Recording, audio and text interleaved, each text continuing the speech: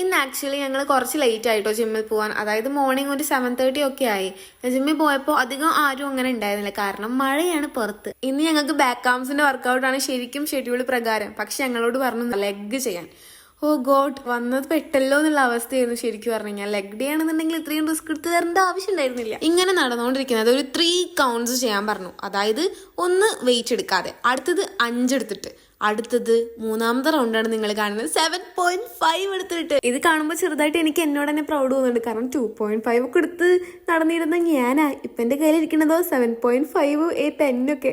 ഇന്ന് നമ്മളെ ട്രെയിൻ ചെയ്യാൻ ഒരു ട്രെയിനർ മാത്രമേ ഉണ്ടായിരുന്നുള്ളൂ. One of the powerful, strong and funny trainer. മറ്റേ ട്രെയിനർ ആബ്സെന്റ് ആയിരുന്നു കേട്ടോ. ഇത് ഞങ്ങൾ ഫസ്റ്റ് ടൈം ആണ് കേട്ടോ യൂസ് ചെയ്യണത്. അതുകൊണ്ട് തന്നെ ഞങ്ങൾ 2.5 വെച്ചിട്ട് അത് ചെയ്തത്. ബാക്കിയൊക്കെ ഞങ്ങൾ 10ഉം 15 ഒക്കെ വെച്ച് ചെയ്തിക്കണേ. ദെൻ ഞാൻ കുറേ വീഡിയോസൊന്നും എടുത്തില്ല, കാരണം നല്ല കാലുവേദന ഉണ്ടായിരുന്നു. പിന്നെ നല്ല ക്ഷീണിച്ചു പോയി. പിന്നെ കാർഡിയോ ഒന്നും ചെയ്തില്ല because of the leg pain. നല്ല അടാർ ലെഗ് പെയിൻ ആയിരുന്നു എന്തായാലും. അത് കഴിഞ്ഞിട്ടൊന്ന് ഞങ്ങൾ വീട്ടിൽ പോയി. വീട്ടിൽ പോകാൻ ഐശ്വര്യക്ക് വണ്ടി എടുക്കാൻ പറ്റില്ല, അപ്പോൾ അവളുടെ വണ്ടി ഞാനാണ് എടുത്തത്.